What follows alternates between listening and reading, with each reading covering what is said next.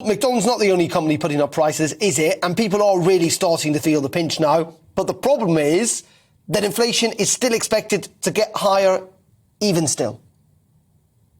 Yeah, so we're looking at a particular aspect of inflation here, which is not the thing you see in the headline numbers. In reality, what's happening is that the things that you need to buy, your energy, your fuel, the things that you're going to have to do every day anyway, they're going up a lot. That means you've got less money in your pocket to spend on things you might actually want, like burgers or holidays or that new TV that you've always dreamed of having so you can watch GBNews every day.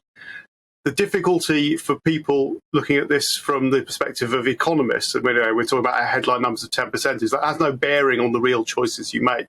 It just means you start noticing these things aren't what they used to be. So I think we can be relieved with McDonald's that they haven't done what all the chocolate bar companies did when their prices went up, just reduce the size of their burgers, so end up with a tiny little thing that's very unsatisfying in your hand.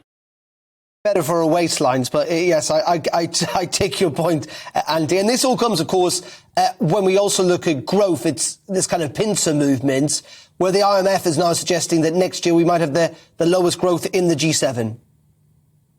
We can get a bit overexcited about that. I mean, if we look at those IMF figures in the round, go back to 2021, we were the highest growth in the G7.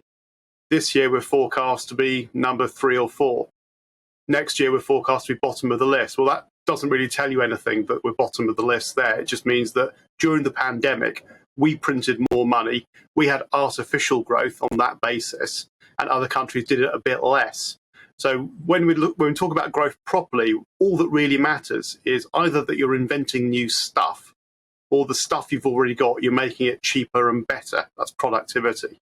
So if we're doing those two things, then we've got real growth and we're all getting better off.